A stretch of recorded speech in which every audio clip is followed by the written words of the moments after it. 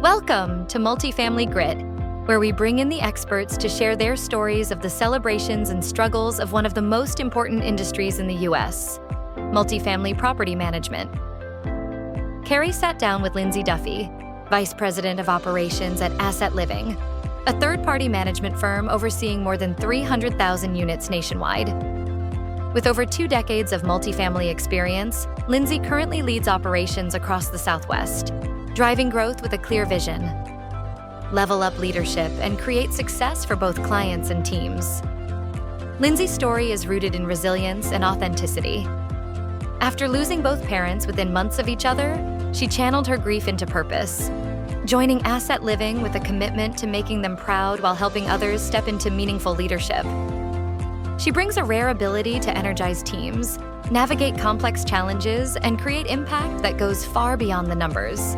Today, we dive into how Lindsay embraces growth with intention. As Asset Living rapidly expands, acquiring top-tier assets at record speed, Lindsay focuses on leveling up leadership, protecting culture, championing the human element, and embracing tech innovation without losing the personal touch. We'll explore why she doesn't mind ruffling feathers if it leads to better outcomes, how she builds strong teams through networks and referrals, and why she believes true leadership is equal parts accountability and heart. This is a conversation for anyone who's had to pivot quickly, champion change, or lead through loss. Before we get started, this episode is sponsored by Fortress, the only core property management operating system built with an emphasis for affordable owners and operators. Fortress revolutionizes affordable management with features focused on automating housing assistance charges and payments to keep ledgers clean and accurate, centralizing file reviews and document storage through Fortress and AWS, and a free in-system smart waitlist to ensure your property stays in compliance. And don't forget, if you like what you hear today, please like, subscribe, and share with someone you think would enjoy this episode. Now let's get into it. Here's Kerri Davis sitting down with Lindsay Duffy for a conversation about leadership, resilience, and what it takes to grow without losing what matters most. So, Lindsay, thank you again so much for being here today. Thank you for having me. I'm excited to kick this off. Yeah, and I have to say, I'm going to out myself now, and it's okay. I'm generally tend to embarrass myself with being completely transparent, but I'm going to say it one more time. You have the most beautiful background I have ever had on the podcast. So this is going to be like the prettiest YouTube episode we've ever done. That's exciting. I wish I could say I designed this. Yeah. When we moved into this office, half was already there, and then I kind of added my own little touches from my previous office. So it's kind of hodgepodge together. Oh my gosh. Well, it doesn't look like it at all. You look like you're in a special, like a very like well-designed, like architecturally designed space. It looks fantastic. So I love it. Yes. Thanks for making it aesthetically pleasing. So let's, before we dig in though, because I have a lot of content that we want to discuss, a lot of awesome questions for you today. Would you mind sharing with our listeners how you got your start in the industry? I would love to. And, I've found that in talking to other people in multifamily, they have similar stories of growing up on site. Never did I think that growing up on site would lead to being a vice president of operations of one of the largest third-party management companies, but it has. And it's been an interesting story, and I've pivoted a lot. Yeah. But I actually grew up on site. My mom was a property manager, and my father was maintenance of 3 communities. Oh, wow. So I grew up on site from 11 to 18. With all of the stories that came with that, I swore I would never follow in their footsteps. I can imagine. We have some stories for sure. So I actually stepped away from multifamily and did my own thing and oversaw FedEx Kinko's in Ventura, California. That kind of got me into marketing and loving graphic designing. And then from there, I got the opportunity to work for Apartment Guide in my 20s. So I kind of kicked it off on the vendor side in my 20s. I can imagine that was a lot of fun working for Apartment Guide in your 20s. It was so much fun. Yeah. I love meeting all the management companies and visiting all the properties and getting to know multifamily on a whole different arena than growing up on site. Yeah. And I started developing a passion for multifamily, doing outside sales, working on the vendor side, and then I developed a passion for training. I started working for Resman, which was a software company that was a starter up back in 2012, 2013. So from Apartment Guide, I worked for Resman, and I was the first trainer that they hired. I got to travel around to different cities, which was How a lot of fun. fun as well. And then from there, I stepped into working for a property management company in Texas called Olympus Property, and I oversaw director. I was the director of marketing and training, and that's when I've kind of been on the operator side since then. So it's been about 10 years on the operator side, and then 10 years on the vendor side. Oh, that's so much fun. And it's really interesting to start on the vendor side because I think most of the time it's the inverse. Most people like start off on the management side and then get pulled over to the vendor side. So that's a really interesting journey. Yes, it's been fun for sure. And I absolutely love what I do now. I love Yeah. operations. Although I still have a passion for marketing and training, I think you can definitely utilize those skills in a Yeah. different way when you're looking into operations, and dive a little bit deeper because you know how to. Yeah, I think that's very well said. And I agree. I also have an extreme heart for operations. So that's where my passion lies as well. So even though I'm an accountant by education, by training. So I'm with you there. It was really interesting when I first asked you about being on the podcast and I asked you, what you were wanting to get out of it. You immediately brought up your parents, which you just did again, which, telling your story of how you got your start in the industry. And I love that. I also am a huge fan of my parents and they're a big part of my life. And so obviously, I want to give you the space to share that, if that's okay, kind of your story there and why you were actually excited about being on the podcast today. Definitely. Well, besides my husband, my parents were my biggest fans, and they always have been. They've cheered me on since I was a little girl, saying I can do anything that I want to do. Yeah. And when I started public speaking a couple of years ago, they were really excited for that. And they said, never give it up because you have something special to share. And there's someone out there that needs to hear your story of where you came from. And no matter what your background is, you can make yourself become whoever you want to be. I was also a volunteer firefighter, which they absolutely loved. So although I'm not saving lives anymore, I am improving lives. So I like to do it in a different way. Yep. So by being on podcasts, by speaking, I hope to share my story, to impact others' lives, not save them, but maybe give them opportunity where they didn't think there was in multifamily. And also know that overcoming challenges in your life just makes you stronger. Yeah. And although it's not the best case scenario all the time, it will result in a better outcome. Yeah, yeah, that's so beautiful and so incredible. I can imagine your parents are extremely proud of you and of what you've been able to accomplish, especially having um, raised you on site. So, and that you've came back to the industry, stayed in it, and have created so much success with it. I mean, like you said, one of the top 5 management companies in the United States. It is the second largest property management third party in the United There you go. States. I mean, that's huge, right? So, I can imagine your parents would be extremely proud of where you've been able to come to today. And I love that, like sharing that story and that if you have that grit and that focus and that humility, that you can make anything happen. Yeah, I always say it's not where you're at, it's where you came from. Yeah. And so property management and multifamily really gave my parents an opportunity they wouldn't have gotten. And I think that's where my passion lies is they were contractors in California. They had a painting company and they were painting an apartment community that had no management. And so the owner came out and they said, you guys are a really hard worker. You are good together. Would you be interested in managing my assets? And you could do the maintenance to my mom and dad. And at the time we lived in a motel off of Main Street in California because they just couldn't afford a deposit onto an apartment. So it was just me and my parents living in a motel. I was a latchkey kid, walked myself to school, became friends with the motel manager, and they kind of leaned in and helped take care of me while my parents were working, doing contractor jobs. And so that one opportunity, that one manager that gave my parents the opportunity to work on site, he gave them a free apartment. That became our home for the next 8 to 9 years. It allowed my dad to go to ITT Tech, to get his degrees, to become an engineer, and really change the trajectory of their entire life and mine. That is such a beautiful story. Thank you for sharing that. It's, I get that. People that know me pretty well, talk to me a lot, will say that a lot, that I'm really humble. And same, like I came from very humble means. And so like it's hard for me to not be and to not share those stories.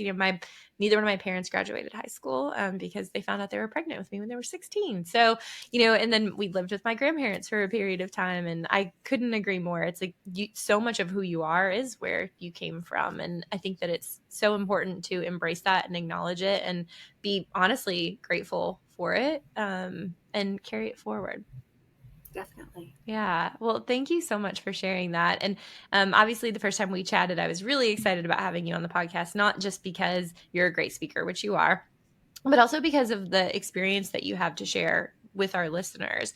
And you mentioned being so passionate about the operation side, specifically third party, which kind of blew my mind, because usually you hear the inverse where people are like, oh my gosh, I was so glad to get out of third party and to get into owner operator. So I'd love for you to share a little bit about your passion there. What drives you and what pulls you towards third party management operations? Of course, and I've worked for both. So I Yeah. do have experience working for owner managers. I was with a starter up where I was a third employee and we owned all of our assets. And I take incredible pride in that. But there's something about having multiple clients and overseeing different classes, different states, and then seeing the reward behind that. Yeah. I've met with all of my clients. I love their assets. I've really poured into the teams. When I stepped into this role, it wasn't the most stable market. It still isn't. It's very hectic. Yeah. There's something to be said about calming nerves for clients as well as your employees and Oh, being the calm in the storm. You can't always have the dependable market. We had a phenomenal market in 2020, 2021, and people got used to that, but it's not the norm. The norm is chaos in multifamily, and navigating through the chaos and calming other clients and your employees. I think that is a special trait and something I take passion in. I've been in emergency situations as a firefighter, so I know what that looks like, and I also know what an emergency is not. yeah. So I think oftentimes I need to speak to that. A simple flood is, yes, it's a sad opportunity that we need to navigate with our residents, but it's having those conversations and being empathetic and really having those compassionate leaders on site. That is what a true leader is. Yeah, I think that's so well said. And I love your analogy and drawing on your experience elsewhere for that. I mean, obviously, I can't imagine actually being a firefighter. I truly can't. My husband is a detective, and so obviously he's been a police officer, and my husband and I both spent some time in Iraq together. But that is still a very different scenario than like literally running into a burning building to save people, knowing that like you may not be able to come out. So just a huge thank you for your service there. It's incredible. But I love that you draw on that now to say, like, I know what an emergency is, and this isn't one. And quite frankly, they rarely are with apartment Yes. communities. There's a lot of drama, a lot of chaos. I love that word. Lots of chaos. But rarely emergencies. But what's really incredible though is it's our minds that create that, right? Like even the simplest things, like the day can be really hard and it just feels so overwhelming and like you can't even handle it. And like the only way you're going to be able to chill out for the night is to have like a few beers or whatever it is. But it's just your mind. It's not real, right? No, and I wish I can chill out when I go home, but I have four sons. Oh my So I goodness. have a full-time job before work and after work. They're all in sports. I travel for my job as well since I oversee 5 states. So again, the chaos is not just multifamily. It's really a role. It's in my life, and I absolutely love it. I Yeah. love being busy and having new challenges every day. Yeah. I was gonna say you must, with what you do, enjoy Yes. being uncomfortable. hmm It's Yeah. okay to be uncomfortable. You grow in being uncomfortable. I always say when people are stagnant and when you're comfortable, I tell my sons this all the time, Yeah. you need to shake things up Yeah. because you're not going to grow when you're just doing the same thing every day. Yeah, absolutely. And honestly, even looking at your LinkedIn profile, like you've made a lot of transitions in your career. Like you really like to try something new. Or at least it appears that way. I don't know. But looking at your I resume, and do. you're always stepping up and growing into new roles, and there's not a lot of downtime, that's for sure. But yeah, I'd love to ask you a little bit about that and about your overall career transitions and how you feel about change in your career path. Of course, nobody likes change. I'll just throw that out there. I would Okay. love to stay with a company for 20 years, Yeah. but opportunities present themselves, and it's not always the perfect time. In fact, none of my career probably has been perfect time. Okay. So it's being uncomfortable to make those moves. Yeah. It's transitioning from training to marketing Mm-hmm. and then taking a pivot and doing operations. It's nothing I was looking for. It's just opportunities that presented themselves to me.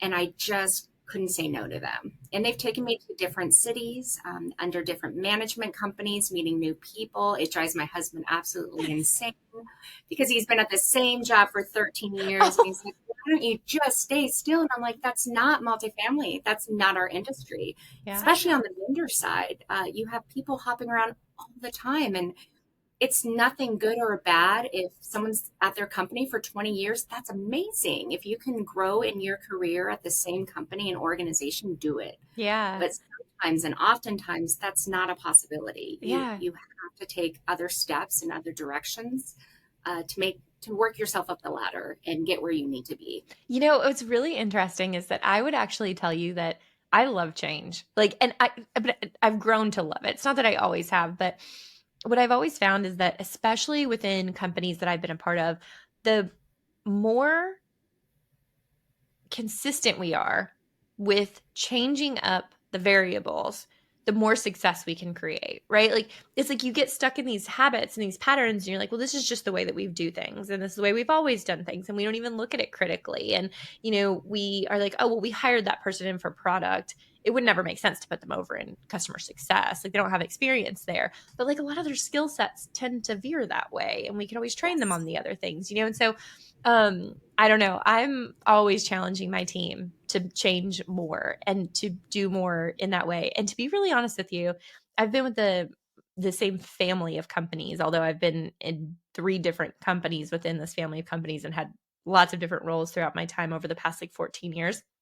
And I would tell you that there are times where I think to myself, like, it would be awesome to go work at a different company for a period of time, just to learn, just to see how they do things and learn more, and like to gather that exposure. Because if you're only at one place, then you're only seeing how it's being done there. And imagine, so like, I actually looked at your background, and I've kind of had a little bit of envy. I was like, that's incredible that you've worked at all these really incredible places and been able to, I'm sure, gather experiences and pros and cons from all those companies that now you have in your in your back pocket to pull out and to determine how you want to operate best versus, like your husband and I are like, we only know what we know. And it's different leaders. I mean, with the opportunities, it's typically the leader, not the company that I work for. The moves I make is because of an individual or group of individuals that's given me an opportunity that I don't currently have. I absolutely loved my last company. I wasn't there very long. It was a little over a year before this opportunity presented itself, and it presented itself while I was on stage actually around this time last year. And it was the individuals of this organization, Robert and Rachel, their personalities and passion, that's what drew me to the position. It wasn't necessarily the company itself, although it's great. It's the individuals. You want to work for people who believe in you, who will grow with you and really challenge you, and allow you to be who you are. I would say my role isn't particular to one task or another. It's to really make an impact on other people, rather it's our residents, our employees, to challenge how things are done. Maybe there's a different way that they should be done. And being able to be that change management organization, big or small, and not be afraid to, like I said, ruffle a little feathers or present an opportunity that can make us stronger as an organization, or make my properties more financially stable, or my clients more money. There's always something bigger and better out there that we can work towards. Okay, so That's such an incredible story, like your transition and the choices that you've made and all of those changes. And like I said, a little bit of jealousy on my part because I love it. But now I want to ask, how are things going at Asset Living, and what are you focused on today? And are you happy with the change that you've made? I'm absolutely happy of the change I made. I love my employees. I'm having some really good hires lately that makes me excited Oh, because we're getting our name same. out there. And that's why I post to LinkedIn. That's why I do these podcasts. It's not personal branding. It's to brand my company as an asset ambassador, get our name out there so we can attract the top talent Yeah. and also some really good clients. Getting your name out there, I believe, is very important, but also telling a story of what you're doing, all of the amazing assets that we're bringing on board right now. It's very exciting. We're in tapping into the California market where I'm from. So it's kind of a full circle moment for me right now. Oh, that's amazing. Like that's so much fun to go back to your home market and have that opportunity to be a large part of the driving force behind it and creating the structure and organization to do it. And oh my gosh, I could not agree with you more. Like my possibly my favorite thing about running a team is being able to pat myself on the back when I've made a great hire and there's an awesome person in the room, especially if they tell me I'm wrong and they're right. It's fantastic. And I'm like, oh, I'm so amazing because I love having great people. Well, my favorite part is when I have a leasing manager or consultant come up to me asking to be a mentor. It's Yeah. they trust me that much. They don't see me as a title flying into their market. They see me as a person because we've had those engaging conversations. I Yeah. believe in being the boots on the ground leadership, regardless of your position. And Yeah. you have to walk your properties. You have to get to know your on-site teams. I love maintenance. And it's because my father was maintenance. I used to snake drains with them growing up. So Yeah. I love that side of the business. I love doing make readies and knowing what my employees' struggles are and also where they want their careers to be so I can help them and lead them towards the correct path. Oh, that's amazing. So this is I'm going to go down a little side road right now, but do you mentor a lot of team members? I do mentor. I'm not doing it as actively right now. I have three that I'm mentoring, but I love to mentor. I absolutely love it. How do you have a structure or a process that you follow? Not really. That Yeah. would be great if I did. I love structure. It's just my day is, again, I live in the moment. If they call me, I'm there for them. If Yeah. they're asking for advice, if they want to catch up and meet over lunch, I'm there for them. So I believe in being a mentor is really just being a friend and an advocate for them and Yeah. guiding them if they have questions or if they're in situations that they just want to navigate through. It's being that sounding board for them. Yeah, I love that. So same on my side. I mentor a few people who have come to me and asked me, and but and it's very unstructured. In fact, I essentially say like I don't have a mentorship like process. So if you want to work with me, like the thing, I just ask that like you bring whatever it is to the table that you want to work on or whatever you want to do. But I've been listening to a book lately that touches on a woman's journey through sobriety, and it talks about having a sponsor, and like it talks about how, like the sponsors utilize like the 12 steps, and that's how sponsors like engage. And it's very structured. They're not a friend. It's like a very structured mentorship process, type of mentorship process. And it's so funny because as I was thinking about it, I was analogizing to like my team and how I want to be a sponsor to them, like a mentor in that way, but that I feel like it needs to be more structured. And so I'm like, I feel like I need to, if I'm going to continue to do it, that I need to find a more process driven way to do it. But I'm not there yet. So that's why I was asking.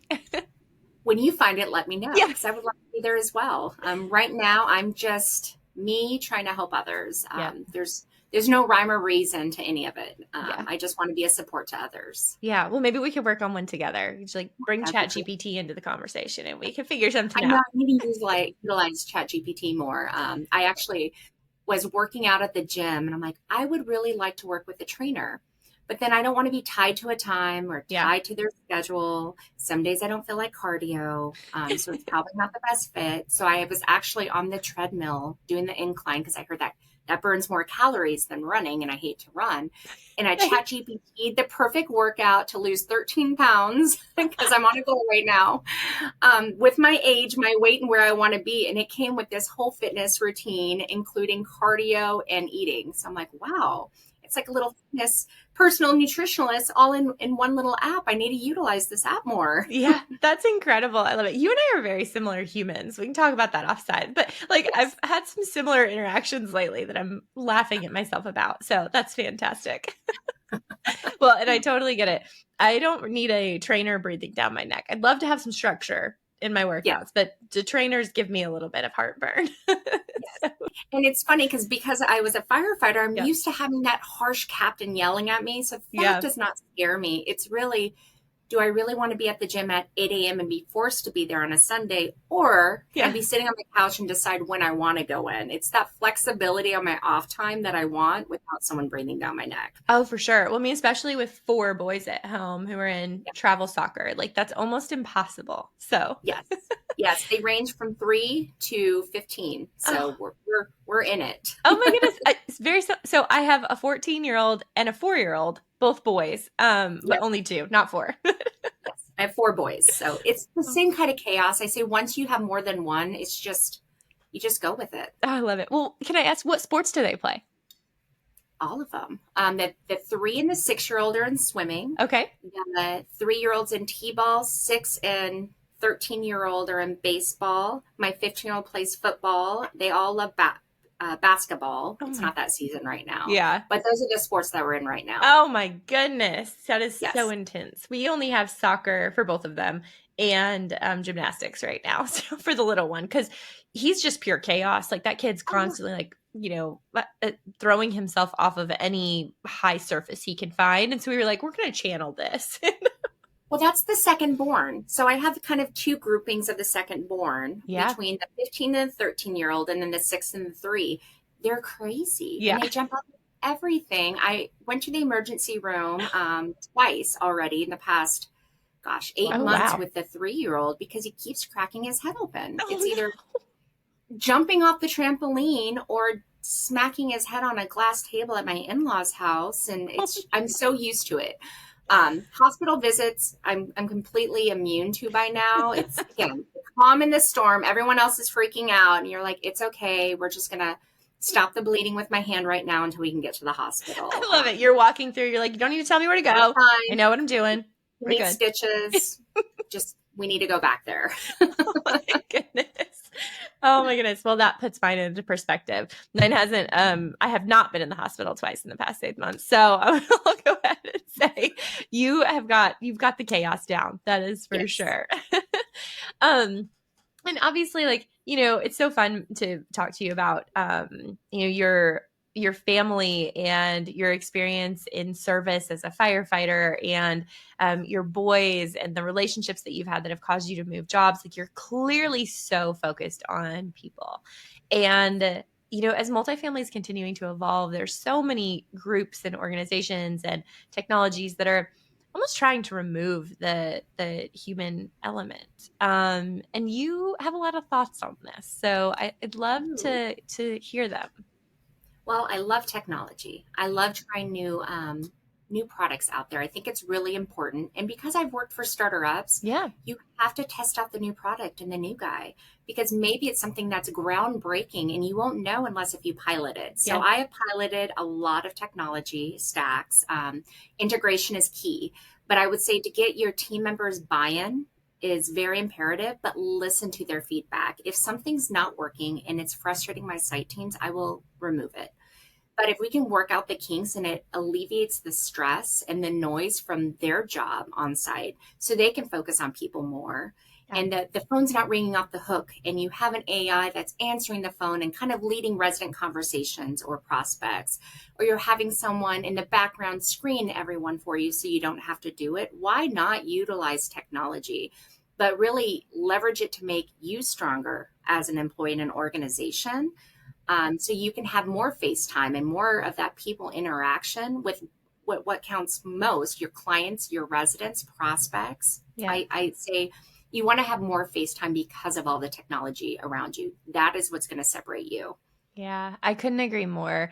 And I think you even said like you never let technology replace your people, and I couldn't agree more. One thing I do hone in with my team on quite constantly is like if you don't adopt the most recent technology and utilize it to become as efficient as you can possibly become in your job, then you will be replaced. But not specifically with technology, but by people who are using the technology more. That's like the big thing for us is like, I feel like we have to draw a line in the sand somewhere with, and this isn't about my tech company. I'm not even talking about mine. I'm talking about all the other tech that exists out there. Like, you have to draw the line in the sand somewhere where you have to force your people to like really adopt and use that technology, even though, there's a scary component to it, but it's the people who do adopt it and embrace it who are then able to become, 30%, 50%, 70% more efficient, which some of our developers have done. They've become 70% more efficient as an engineer by utilizing technology that's available. And so it's like, you have to embrace it. And it's the wave of the future. I mean, every generation is more tech savvy than the other. My 3-year-old is a pro on Roblox. I cannot get that guy to move in this game. Same. I don't know how to do it. My son's on Minecraft, but same. My 4-year-old's Minecraft, and I don't know how to do it. And it's not because I'm not tech savvy. It's the mind thinks differently, and it's going to continue to evolve. And so it's evolving with time, but also be okay with change management. And it's that being uncomfortable. You're not going to know how to utilize it right away or how to navigate through it, but you're going to have to learn. Yeah. And I always say that's the trainer in me. And I really try to push this on all of my employees is you want to pick up new habits. You can learn from anybody and anything every single day. Nobody knows it all. Yeah. And when you think you know it all, that's not an okay feeling. Yeah. I learn something from every single one of my employees every day. And I'm like, wow, that's really impactful. I'm going to take that with me and just become stronger. And the same goes with technology, my vendor partnerships. I love to demo products because I love to know what's out there. Yeah. I might not know how to use it right away, but I'll learn and we'll navigate it through together. Yeah. So I couldn't agree with you more on all those things, but I actually want to dig in and ask you a question that might be kind of hard. So please feel free to tell me you don't want to answer it, but I want to give you a chance to give a shout out because I think it's amazing that you are so willing to pilot and try these new technologies, right? Like, I mean, coming from, myself as a prop tech kind of startup, and whether we are or aren't, we definitely were at one point. So like, it's so impactful to have someone who's willing to take that chance on you and to give you that opportunity to just trial the product. And if anything, learn something, but like, best case scenario, you earn a client. So because that's just so amazing. I'd love to give you a chance to shout anybody out. Is there any software that you've either demoed recently or piloted, or just that you've been using for a while that you just think incredibly highly of that you'd like to mention? Of course. Thank you for that, by the way. I'm sure they'll love that. Yeah. I'll tell you, when I started with the management company, it was Western Wealth in 2020. It was during COVID.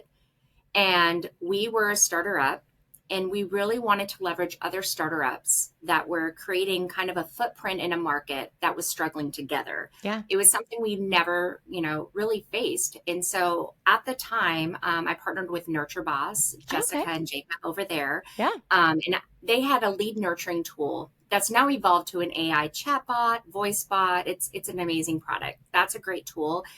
Effortless, which is great because, again, I was overseeing marketing departments and they were able to do SEM and PPC ads on the fly that you can change out every single day. And when you're working with, let's say, a larger company, it's usually a 30-day review, but the ability to pivot is really important, especially when you have concessions or something that's happening on site that you have to move quickly. Yeah. And I would say any of my partners, I want to make sure that we could pivot quickly together. Yeah. If there's a contract, there's an out. Because if something's not working, again, I have to be the voice to the client and I have to make sure that I manage their business smartly. So I need to make sure that we're partnering with partners that believe in that same practice. I utilized Knock, which is not a starter up or a smaller, but they were great back in the day. And my friend had started a company that I actually just demoed, Get 100. Okay. I think that's a great tool as well. We've used Umbrella, which is a newer product. So again, there's so much great products hitting the market right now. You have to demo them. It's not one might not be better than the other, but you don't know until you test it out and you do a pilot and you really work out the kinks together. And I really value my partners enough to give them feedback. And I believe that we need to be able to roll it out smoothly. And if it's not smooth, I have to give them that feedback. So moving forward with other clients, they don't have the same hiccups. Yeah. Oh my gosh. I think that that's brilliant. It's so meaningful and so impactful to the startup world. I mean, just like giving them a chance. And I love the fact that you're able to so quickly and easily make some recommendations and throw them out there. And I can tell you they are absolutely going to appreciate it. Huge fan of the team and ownership group over at Nurture Boss. I think they're great people. So that was awesome. Thank you for sharing that with our listeners. So I want to ask, we are, gosh, coming up on our hour. So I'm sorry, this conversation has gone a little longer than a lot of times they do, but it's been just such a great conversation. But I have a couple more questions before I dig into my final two, which I want to ask, what's next for you in this industry? So, your background is just really so incredible, your growth and the experience and all the different things that you've done. And obviously, you're creating a lot of success at Asset Living, but it, and this could include continued success there, but I'd love to ask, like, what are your thoughts on the next like 5 to 10 years for you? Like, what do you want to do? What do I want to do? Sometimes it's not a title. Yeah. Sometimes it's an impact. I'll tell you my passion 100% is impacting people. It's being people first in everything I do and making sure that I'm making an impact. If I'm not growing others, I don't feel like I'm growing. Yeah. So I always say that the typical trajectory of multifamily, it doesn't have to be leasing assistant manager. It's okay to create roles. And I've created departments for past companies that they've actually did after I left. And I'm like, wow, I'm glad that my idea came to fruition, even though I'm not there anymore. So Yeah. I'm okay with that as well, because I believe, again, speaking up when you see deficiencies, when you see a flawed system, you have to say something, because something can't get better if you do not make an impact and you don't speak up. Rather, it's falling on deaf ears or not. Something I really value is there's no deaf ears at where I am right now. They listen to everything. They escalate it. They make sure that things get done. So I believe in 5 to 10 years, I'll still be at Asset Living. Now, as far as where I'll be, I'm not sure. Yeah. I mean, next steps would be senior vice president. Who knows? This company's so large and we're continue to get larger. It might be something with our people department or chief people officer. Again, my passion is our people. So where that drives me, I'm really interested to see. So your guess is as good as mine. I love it. Well, thank you for answering that question. I always think about like what I would do next, right? Like if I wasn't at Fortress, in 5 years, like, which I mean, you just never know what's going to happen. Like, what would I do next? And I always do same with you. I go back to the things that I'm super passionate about, which is absolutely people. And I've had the luxury of having the opportunity to start a nonprofit as one of the arms of our company at Elmington about 8 years ago. And we originally started off with providing like free after school care for kids in Title I schools in inner city Nashville. And since then we've actually found a partner to take that program over. And now we're going to start working towards providing sustainable housing for children who are aging out of the foster care system, which I think is going to be really interesting. But I always go down that path. I'm like, man, Fortress better make me some money, because apparently after this, I don't want to make any at all. I just want to give back in some way. But I understand. I'm with you. I think just people are absolutely at the heart of what I do and my mission central as well. I love that. And I think our backgrounds really make us to, want us to make an impact in other ways. Yeah. I've been volunteering more with you, Mom, seeing the effects of a single mother or, children that don't have a home.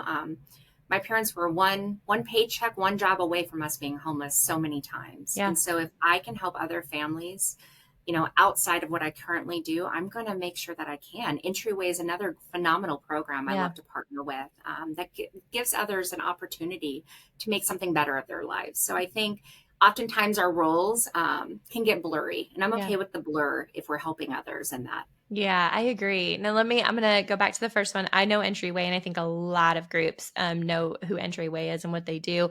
They try to end the cycle of poverty and homelessness by training people who are in that cycle to do some of the entry level jobs for multifamily, including maintenance and leasing, and then asking if the organizations would sponsor them by giving them a place to live, which is just the big, honestly, one of the biggest problems with the cycle of poverty. It's very hard to have a stable job if you don't have stable housing. And so it's a phenomenal program. But I want to ask you, what was the name of the first one that you mentioned that had to do with single? It's You Mom. So it's a local charity, and they pretty much house families or, you know, women that have been in abusive situations that need to flee, give them a stable home, and then provide them with resources for education as well as a solution for job opportunities. They have a whole career center there. They have a school locally. They have, I donate clothes there for my kids because I have enough. So I might as well give back when they're done wearing them. Yeah. And I think it's just giving, again, another opportunity for someone that's struggling in their life. And it might just be short term, but they just need a handout to get them to the next level, especially for the families. Yeah, I love that. And thank you for sharing. And I think it's something that we all struggle with. I think a lot of people are generally philanthropic at heart and want to give back, but it's hard. It's hard to find that outlet or to find the space or a place where you feel like you're making a difference. But I think identifying a group like that locally where you could spend even just a small amount of time or giving back by donating specifically to that group can be so impactful. So thank you for sharing that. Of course. Well, Lindsay, I am now prepared finally to ask you the last two questions that I love to ask all of my guests. And I'm very excited about this first one because I have a feeling you're going to have a phenomenal story about your time in multifamily that you'd like to share with our guests. I'll tell you, I have a lot from my own history. But the most impactful actually was when I was 12 years old. And so I'm going to pull from that. Love it. Because it talks about how you can be an everyday hero. And I always thought my father was a hero. Again, talking about my parents again. But I was sleeping and we lived on site, and there was a leasing office with a hallway that connected to the 1-bedroom apartment that my parents were given. My little bedroom was between the two. So it was in a hallway, and I woke up and around 1 o'clock and someone was peeking into my window. So of course, the first thing I do was jump up and I ran to my parents' room, letting them know there was someone looking in my window. My dad got dressed really quickly and rushed out of the apartment and saw the same guy creeping into the second-story window of one of our residents. That's an elderly lady. He persisted to chase him down. This was in Ventura, California, 1994. Chase him down the street a couple blocks and tackled him. Come to find out, he was the Ohio rapist. So my dad, he sexually assaulted over 27 women in a span of 2 years. My dad tackled him until the police came, and they found a bunch of not great things in his pocket of what he was planning on doing. And my dad became a hero that day. Although he was always my hero, it was that one moment that really took down this guy, and he's still in jail, I believe. His name's Kevin Malone. And so my dad was on trial and had to tell his story of finding him. Oh my God, Lindsay, that just gave me goosebumps. I'm not kidding. That's an insane story. I cannot. And I mean, so it's hard to match that. No matter, I've been in here 20 years, it's hard to match my dad's story of property management, because it was so phenomenal. And again, it impacted so many other people and gave them closure. Oh my gosh. That was really impactful to me. I mean, and took a disgusting human off the streets. Like, I cannot. Oh my gosh. And you were a part of that story too. I mean, if you hadn't have realized, what was happening and that it was wrong and done what you did, I mean, that's just absolutely incredible. Like, seriously, what a mother, or what a father-daughter win. Like, that's absolutely. We've had a lot of wins in life. My dad was my hero. He passed away. It was September 18th, a little less than a year ago. Yeah. So again, it goes back to the story of why do I do what I do? And I continue to try to make my parents proud. He knew about the opportunity with asset living, and he told me to jump at it. Yeah. And I actually put it on hold for a couple of months after I lost him because I just needed that time to grieve, and they waited for me. So I'm very thankful for them navigating through that hard time with me, because I had just lost my mom 2 months before my dad. So it was a period of my life that could have took me down, but I have four little faces looking at me at home. And so instead I decided to make it a powerful moment in my life to make me stronger and want to make an impact and make them proud every day. Yeah. I mean, what an incredible lesson for your children to watch you continue to thrive through really intense adversity and challenges, and losing the two people that you obviously thought so highly of and were so fortunate to have that relationship with. And thank you for sharing that story. That's incredible. I've had a lot of laughs. I've even had some tears through these stories, but I have rarely had the type of goosebumps that you just gave me with that story. That's absolutely incredible. And your dad was 100% a hero. So Thank you. okay, well, now I have to ask my last question, which I wish I would ask this one first because now I'm just so moved. It's hard. But the final question, because I have a feeling you're going to have a phenomenal one for our listeners. But what is a book that you might recommend to our listeners, Lindsay? I will tell, I've recently read one, Let Them Be. That's really good because it's hard for you to feel judged and not think something of it. And so I'm really learning that it's okay for everyone not to love you or like what you're doing. But as long as in your heart, it's for the best. Yeah. And it's what needs to happen. It's okay. You can let people be mad at you. You can let people be frustrated. But at the end of the day, you need to do things for you and for your family. And so I think that's a really good book I've read the past couple of months. But I'll tell you, at home, I read Kathleen Hoover. I love Freida McFadden. I love books that are not thinking books, just to take my mind off of social media and the nuances of your career. A good mystery or love story. I absolutely love those two authors. Yes. Oh, same. That's like my my gift to myself for the last 15 minutes of my day before I fall asleep. Yes. Take my mind off of the intensity. There's so many good books here too. I've not read them all because again, this setup came with all of these books, but everyone keeps calling out all of the great books behind. So I started reading some of them. The 8-Minute Organizer. I'm horrible at organizing. There's a lot of things I'm not great at as well. It's my house. I'm not good at designing and I'm not good at organizing. Yeah. My closet is a disaster. So I will definitely utilize others to do that for me. Oh, I love that. That's fantastic. And I want to clarify in the book for sure. Was it Let Them Be or was it the Let Them Theory? Let Them Theory by Mel Robbins, right? Okay. I just wanted to make sure that we got the recommendation right. That is a phenomenal book. And honestly, the part that I love the most was when she's just funny to me. She's a funny human. But when she starts this very beginning of the book, when she explains like where this theory began and where it came to her, and she's talking about her son going to prom, right? Yes. Okay. And so she's like, party in the rain. Yes.